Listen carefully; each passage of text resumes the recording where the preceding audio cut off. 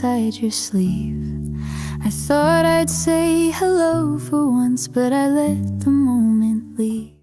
Hello, this side स्वेक्षा।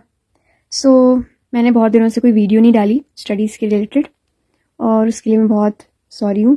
But मुझे ना अपनी थोड़ा स्केड्यूल ठीक से करना था, अपनी पढ़ाई थोड़ा मतलब एक उसमें सही तरीके से करनी थी, तो इस वजह से मैं वीडियोस नहीं बना पा रही थी। तो आज मुझे थोड़ा फ्री टाइम मिला, तो मुझे लगा कि ये इम्पॉर्टेंट टॉपिक है और इस पर मुझे बनाना चाहिए। सो मुझे 12th के बच्चों को एड्रेस करना है इसमें। अब तुम लोग का पेपर जो है वो काफ़ी पास आ गया है, मतलब 20 को तुम्हारा मेन डोमेन सब्जेक्ट्स का पेपर स्टार्ट हो जाएगा, दैट इज़ फिज़िक्स। सो मुझे ये लगा कि मुझे एक्चुअली इस पूरे इसमें ये बताना है कि सब लोग बोलते हैं कि एनसीईआरटी से पेपर आता है, एनसीईआरटी से पेपर आता है हर बार का, और आपको अच्छे से पढ़ के जाना चाहिए। और बिल्कुल सही है बात, बिल्कुल आपको एनसीईआरटी पे फोकस करना चाहिए। तो मैं तुम्हें ये दिखाना चाहती हूँ कि लास्ट ईयर का पेपर में कितने सारे एनसीईआरटी के क्वेश्चन थे और कैसे वो मॉडिफाई करते हैं। मतलब कि अगर वो सेम क्वेश्चन है तो वो डायरेक्टली नहीं आता है आपके पेपर में, वो थोड़ा मॉडिफाई करके देते हैं। तो मुझे बस ये डिस्कस करना था। अब जैसे ये मेरा लास्ट ईयर का पेपर है, जिसको हार्ड पेपर बोला गया था कि इन मतलब all of the years of CBSE physics. So पहले रीड करते हैं। Two charges minus q each are place at vertex A and B of an equilateral triangle ABC. If M is the midpoint of AB, the net electric field at C will point along. तो अब पूछ रहे होगे कि दीदी ये किससे relate हो रहा है एनसीईआरटी में, तो मैं तुम्हें दिखाती हूँ। हम लोग फर्स्ट बुक का फर्स्ट चैप्टर इलेक्ट्रोस्टैटिक्स खोलते हैं, तो तुम्हें दिख जाएगा कि ये एग्जाम्पल है।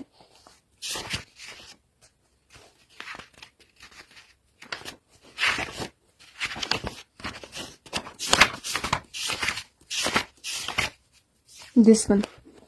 अब ये भी बिल्कुल सेम क्वेश्चन है। 2 point charges Q1 and Q2 of magnitude this and this are placed 0.1 meter apart. Calculate the electric field at points ABC.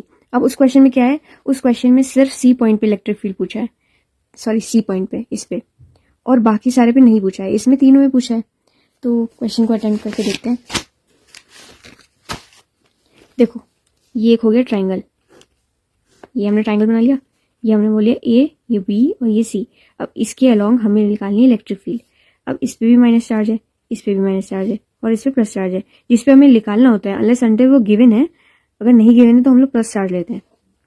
तो अब इलेक्ट्रिक फील्ड निकालना है। इलेक्ट्रिक फील्ड क्या होती है हमारी, फोर्स अपॉन चार्ज।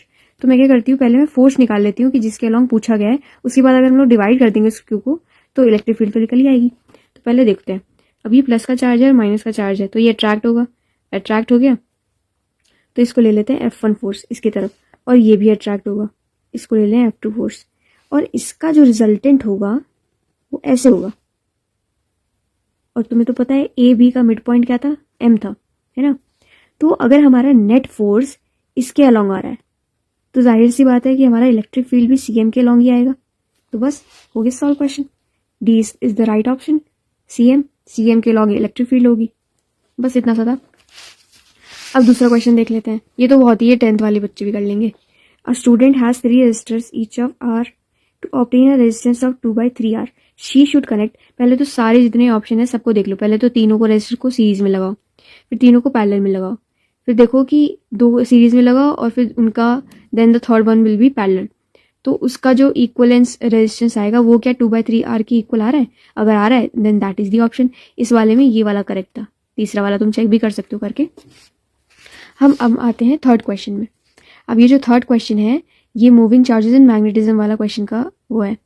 तो a 1 centimeter straight segment of a conductor carrying 1 ampere current in x direction lies symmetrically at the origin of Cartesian coordinate system. The magnetic field due to this segment at point this. अब पूछोगे दीदी ये जो है ये किससे relate होता है। फर्स्ट चैप्टर हमने खोल रखा है, मूविंग चार्जेस एंड मैग्नेटिज्म वाला चैप्टर खोलते हैं।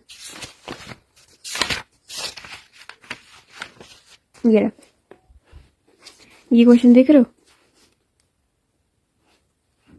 An element this is placed at the origin, और ये carries charge current 1 I is equal to 10 ampere. What is the magnetic field on y axis at a distance this, और इसकी ये delta x दे रखा है 1 centimetre. और ये question भी बिल्कुल सिमिलर. तो मैं एक बार सॉल्व करके तुम्हें दिखा देती हूँ कैसे ये सॉल्व होगा. अब पहले इसकी मैग्नेटिक फील्ड का पहले वो लिखो फॉर्मूला. क्या होता है? Mu naught I D L into R cap upon 4 pi R square. This is the formula for magnetic field. Yes. And then पहले फिर इसके बाद डायग्राम बनाओ. इसमें क्या कैसे कैसे बोला है वैसे डायग्राम बनाओ. ये हमारी हो गई कार्टेशियन प्लेन.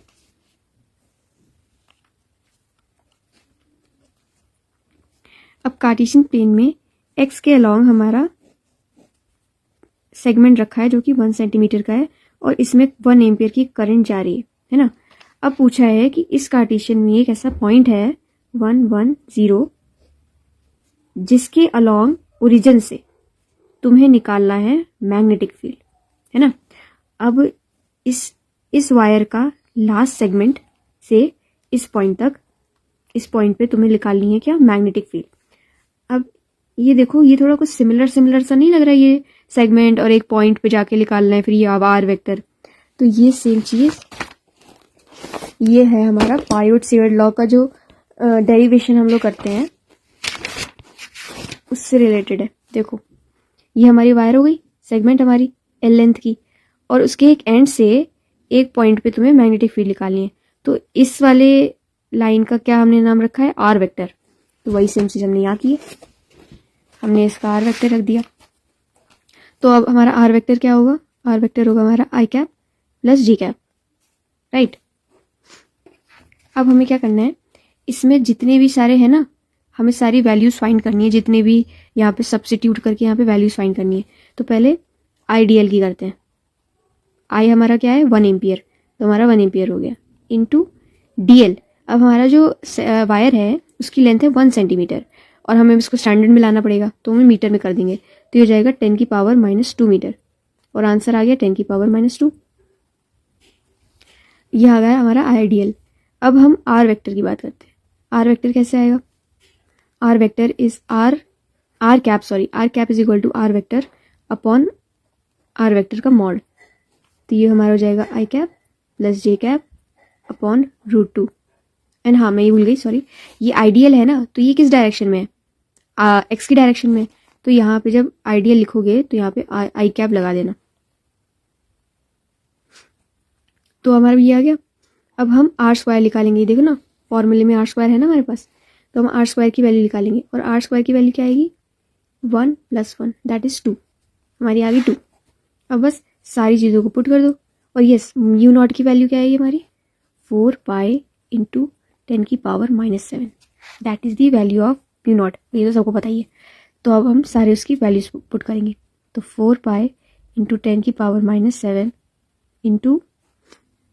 इंटू आइडियल 10 की power -2 I cap into R cap, I cap plus J cap upon √2 and 2. ये 2 कैसे है? यहाँ पे आर स्क्वायर है ना, उसी की वैल्यू पुट कर दी. और 4 पाई. बस अब इसको सॉल्व करना है. 4 पाई से 4 पाई कट गया. और ये कैसे, अब क्या है, ये तुम्हें पता ही होगा, वेक्टर्स में पढ़ा है हमने. आई कैप जे कैप के कैप. तो जब वो क्लॉकवाइज जाता है, मतलब आई जे करोगे तो प्लस का के मिलेगा, और जब एंटी क्लॉकवाइज करोगे, मतलब कैसे, आई से के को करोगे तो माइनस जे कैप मिलेगा. तो हमारे पास क्या है? आई कैप तो हो गया हमारा, कट गया, 0 हो गया. और ये हो गया आई कैप इंटू जे कैप. तो ये हमारा आएगा 10 की पावर -9. ये देख रहे हो ना, 7 और -2 के कैप अपॉन 2√2. अब हम देखेंगे कि कौन सा ऑप्शन ज़्यादा सुटेबल होगा. अब हमारा तो किसी में नहीं आ रहा. पर ये देखो, अगर हम लोग ये जो 2 है इसको हम लोग ऐसे ले लें, 1 से डिवाइड कर दें, तो 0.5 इंटू 10 की पावर -9 अपॉन √2 आ जाएगा. और अगर इसको बिल्कुल इस ऑप्शन से मिलाना है, ये वाले, तो ये हमारा आ जाएगा 5 इंटू 10 की पावर -10 अपॉन √2 के. बस इतना इजी तो क्वेश्चन था. बस थोड़ा सोचना होता है इसमें, और मतलब एग्जाम्पल्स में जो जिस तरीके से क्वेश्चन है बस थोड़ा सा मॉडिफाई कर देते हैं इसमें, यही डिफरेंस होता है। और ये वाला क्वेश्चन देखो, magnetic field due to small magnetic dipole of dipole moment m at a distance r from the centre along the axis of dipole is given by this. अब ये तो डायरेक्ट फॉर्मूला पूछ लिया, डाइपोल मोमेंट और magnetic field का आता नहीं है, रुको मैं दिखाऊं।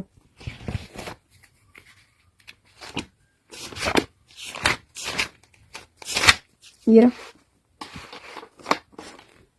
हमारा b μ0 2m अपॉन 4 पाई x क्यूब, बस यही सेम ऑप्शन ये रहा दिस। तो ये पूरा ऑप्शन ही पूछ लिया मतलब।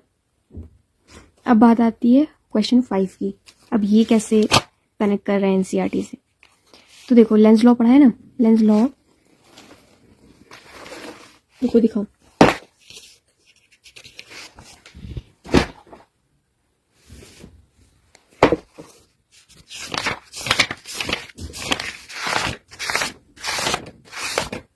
मुझे ना मेरा लेंस लॉ, इसमें क्या लिखा है, the polarity of induced EMF is such that it tends to produce a current which opposes the change in magnetic flux that produced it. तो अगर उसको एग्जांपल से देखें तो इसमें क्या होता है, जब भी कोई मैग्नेट किसी लूप की तरफ जाता है तो उसमें क्या होता है, एक ईएमएफ प्रोड्यूस होती है जिसकी वजह से करंट प्रोड्यूस होती है। तो जो करंट प्रोड्यूस होती है वो चाहती है कि अब और ईएमएफ ना बढ़े, तो वो अपोज करती है। जैसे अब नॉर्थ है तो यहाँ पे लूप में भी नॉर्थ पोल बन जाएगा, जिसके कारण से वो चाहता है कि अब मैग्नेट और दूर जाए, भी अब ये पास ना है। तो इसकी वजह से जो करंट होती है वो हमारी एंटी क्लॉकवाइज मूव करने लग जाती है, ताकि हमारा नॉर्थ पोल क्रिएट हो और ये रिपेल हो जाए मैग्नेट। पर जैसे ही वो वापस विड्रॉ करता है मैग्नेट, तब वो चाहती है कि नहीं ये हमारे पास आ जाए, तो फिर वो साउथ पोल क्रिएट करती है, जिसकी वजह से वो मैग्नेटिक अट्रैक्ट होता है और करंट क्लॉकवाइज में मूव करती है। और वही सेम चीज इधर भी देखने को मिलती है। अब जैसे in the figure x is a coil wound over a hollow wooden pipe. A permanent magnet is pushed at a constant V from right into the pipe. It comes out at the left end of the pipe during the entry and the exit of the magnet. The current in the wire YZ will be from. तो इधर से magnet आ रहा है, अब मैंने बताया था ना, अगर ये एन से आ रहा है, मतलब ये मैग्नेट आ रहा है, तो वो क्या करेगा, चाहेगा कि ये वापस चला जाए जहां से आया था। तो यहाँ पर भी ये नॉर्थ पोल करेगा, बनाएगा, ताकि ये रिपेल हो। अब नॉर्थ पोल बनाएगा और नॉर्थ पोल में करंट कैसे जाती है, एंटी क्लॉकवाइज। इसे याद रखो कि जब भी नॉर्थ पोल होगा तो करंट एंटी क्लॉकवाइज जाएगी, और जब भी साउथ पोल होगा तो करंट जाएगी क्लॉकवाइज। इसको याद रखो, इसको ऐसे याद रखो, एंटी में एन होता है ना, तो north is equal to N, तो एंटी में एंटी क्लॉकवाइज ऐसे। तो यहां से जाएगी, अब वो एंटी क्लॉकवाइज, तो मतलब ऐसे ऐसे से करंट जाएगी, ऐसे ऐसे ऐसे ऐसे जैसे जाएगी। और फिर जब जाने लगेगी तो यहाँ पे क्या होगा, साउथ पोल क्रिएट हो जाएगा, क्योंकि नॉर्थ, फिर से नॉर्थ पोल क्रिएट हो जाएगा इसमें, क्योंकि अब जा रही है तो साउथ पोल है, साउथ पोल को अट्रैक्ट करने के लिए नॉर्थ पोल बनेगा। नॉर्थ पोल में भी क्या होगा, एंटी क्लॉकवाइज जाएगी, तो फिर से वो ऐसे बहने लग जाएगी, ऐसे ऐसे ऐसे। तो इसका जो आंसर है ना, वो है y to z and y to z। Current ऐसे ही जा रही है, ऐसे ऐसे, क्योंकि वो जाती है फिर से वो ऐसी चली जाती है, तो वो ऐसे ऐसी जा रही है। तो ये वाला ऑप्शन ठीक है। अब ऐसे ही सारे क्वेश्चन, मतलब तुम देख रहे हो इसमें most of the question NCERT से दी गए हैं। ये वाला क्वेश्चन भी, ये वाला क्वेश्चन वैसे गलत है, फॉरवर्ड एंड रिवर्स बायस का, पर ये भी क्वेश्चन एनसीईआरटी में है। दिखाती हूँ मैं तुम्हें।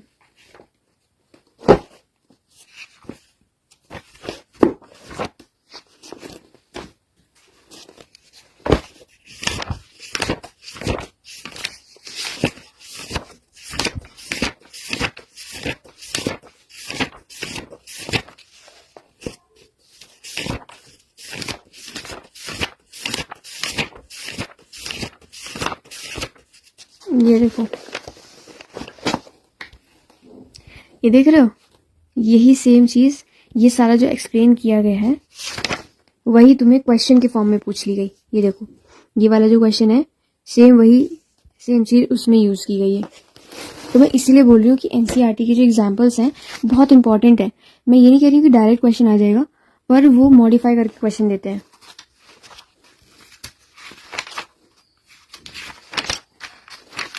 अब बाकी ये वाला क्वेश्चन देख लो। इसमें a transformer is connected to a 200 volt AC source. Transformer supplies 3000 volt to a device. If the number of turns in the primary coil is this, then the number of turns in the secondary coil will be। तो इसका formula होता नहीं है हमारा, voltage of secondary upon voltage of primary is equal to number of turns of secondary upon number of turns of primary. तो पहले तो देखो कि गिवन क्या है। गिवन हमारे पास है ये जो 200 वोल्ट है, ये हमारा हो गया primary voltage, and then the transformer supplies 3000, तो ये हो गया हमारा सेकेंडरी वोल्टेज, और नंबर ऑफ टर्न्स ये तो प्राइमरी दे रखा है, तो मतलब हमारा एनपी हो गया 400। तो हमारा सेकेंडरी 3000 हो गया अपॉन 200। एनएस हमें पता नहीं है, प्राइमरी नंबर ऑफ टर्न्स हमें पता है। कहाँ गया ये 450। अब हमें एनएस निकाल लेना है। 3200 इंटू 450, ये से कटेगा, इससे कटेगा 15, सॉरी ये नहीं कटेगा, एक 0 आएगा, तो 45 इंटू 15 हो जाएगा। एक्चुअली मेरी ना कैमरा की क्वालिटी बहुत ख़राब है, तो प्लीज़ डोंट माइंड दैट। तो ये 25 4, तो ये रहेगा 576, तो इसका आंसर आएगा 6750। देखो ये रहा। और ऐसे ये सारे भी, which one of the following statement is correct. अब ये जो है थ्योरी का है, तो आपको थ्योरी भी इस तरीके से पढ़नी है, मतलब बेसिक की मैग्नेटिक फील्ड कंजर्वेटिव होती है कि नॉन कंजर्वेटिव होती है। But for your knowledge, magnetic field is a non conservative force. तो अगर आपने नोट्स, आप ऐसे वाले बच्चों जिसने नोट्स बनाए हुए हैं, तो आपने नोट्स जाके, या फिर अगर नहीं है तो मैं आपको अपने नोट्स भेज दूंगी।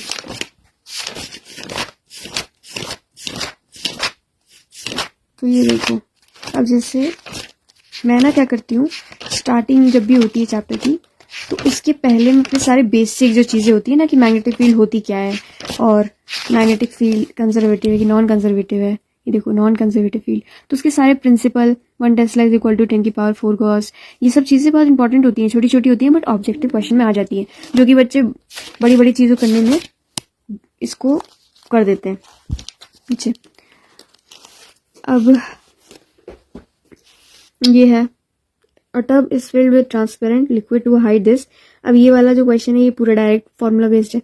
क्या होता है, mu is equal to apparent depth upon real depth. तो वही फॉर्मूला लगा के, अब इसमें पूछा speed of light in the, अब जो हमारा म्यू होता है वो होता है हमारा speed of light in the air upon speed of light in the medium. तो यही पूछा है, और ये तो पता ही होता है हमारे। तो म्यू निकाल लो, म्यू निकाल के ये आ जाएगा। और ये वाला क्वेश्चन भी एनसीईआरटी के बीच में बिल्कुल लाइन से आया था।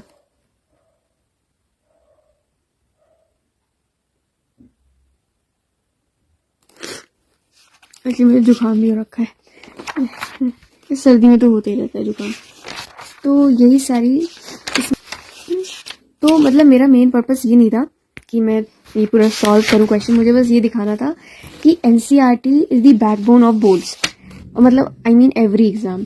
तो तुम्हें कोई भी ऐसी चीज़ नहीं करनी है कि तुम कोई चीज़ छोड़ के चले जाओ। समझ रहे हो मैं क्या कह रही हूँ, कि अगर तुम ऐसे बच्चे जिसका पूरा सिलेबस कंप्लीट हो गया है, तो तुम और चीज़ करो, सैम्पल पेपर सॉल्व करो, या फिर तुम और भी एग्जाम्पल लगाओ।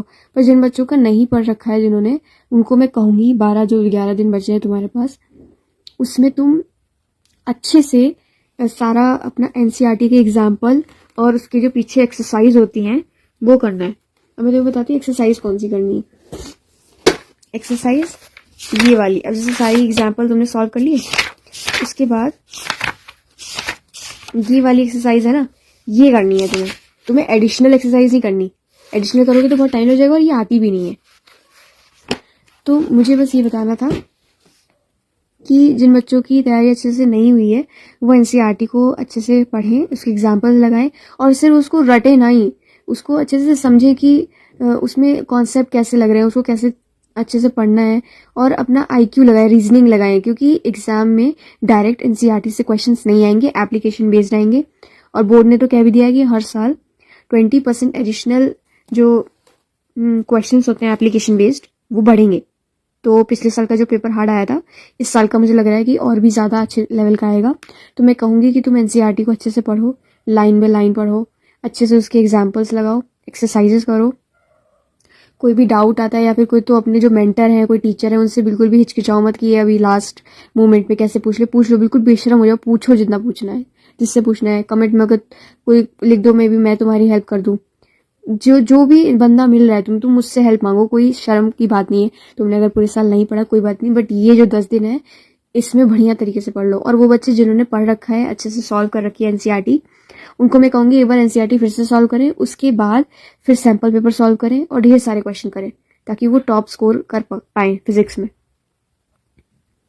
और इन दी लास्ट मैं 11th वाले बच्चों को एड्रेस करना चाहूँगी। मुझे एक्चुअली एक कमेंट आया था मेरी वीडियो पे, लेजी मैन, और सॉरी मैंने बोला था कि मैं उसके अगले दिन ही वीडियो डाल दूंगी, बट मैं नहीं डाल पाई थी क्योंकि मुझे पढ़ाई करनी थी और मैं पढ़ भी रही थी और मुझे लगा था कि मैं इससे डिस्टर्ब हो रही हूँ ये सब चीज़ों से, तो फिर मैंने नहीं डाली। बट मुझे लगा कि नहीं, इंपॉर्टेंट चीज़ें हैं तो मुझे बता देना चाहिए एक बार।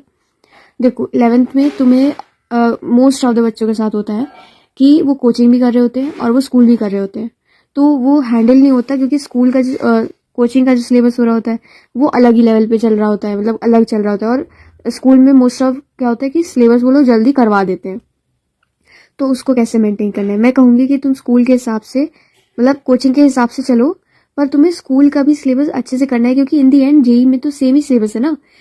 हाँ, जेई में थोड़ा एडिशनल हो जाता है सिलेबस, जो कि बोर्ड के सिलेबस से नहीं मिलता है, बट ऐसा भी नहीं है कि वो बिल्कुल ही अलग सिलेबस है।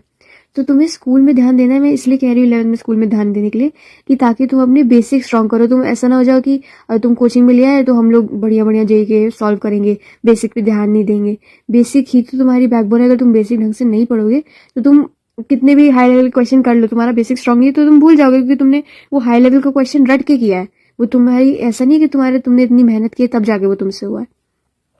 तो मैं तुमसे कहूँगी कि स्कूल में ध्यान दो, क्योंकि स्कूल में अगर अच्छे नंबर नहीं आएंगे तुम्हारे टीचर टारगेट करेंगे और तुम्हारा उससे मोराल गिरेगा, जिससे तुम्हारे लगेगा कि अरे हम तो ये भी नहीं कर पा रहे हैं, जेई क्या करेंगे।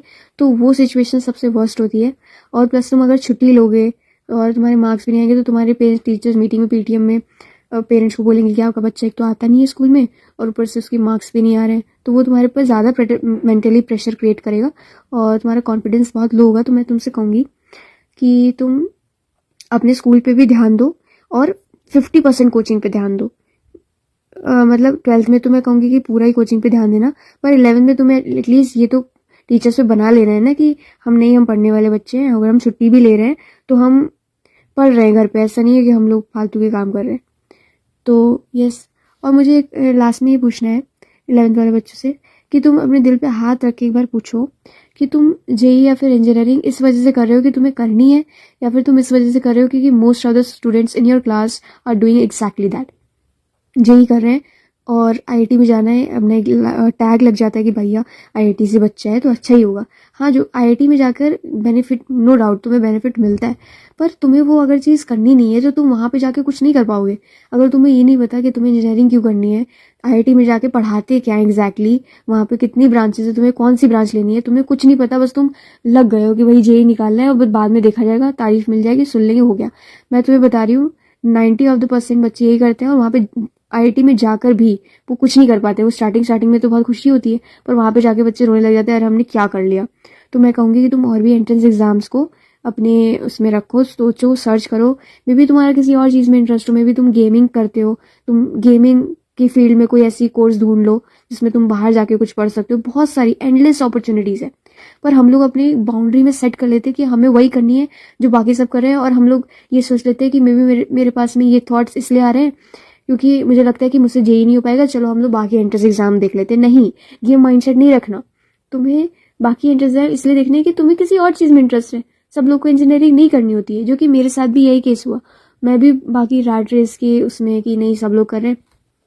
एक्चुअली मेरा केस ये है कि मैं एक ऐसे फैमिली से बिलोंग करती हूँ जो कि बहुत एकेडमिकली स्ट्रांग है, एकेडमिक्स बहुत ज़्यादा स्ट्रांग है।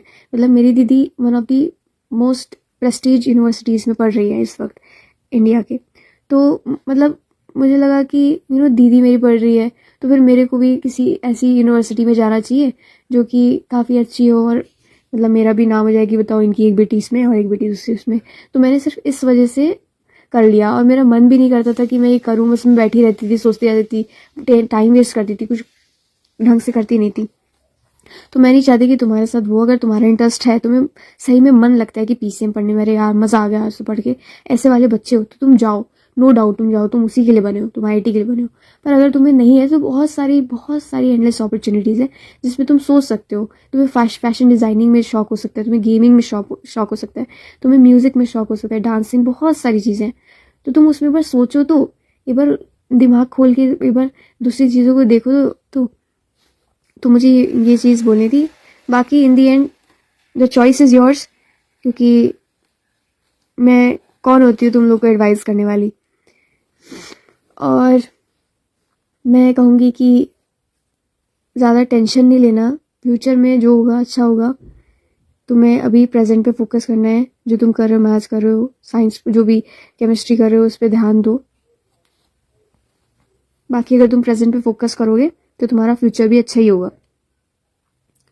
और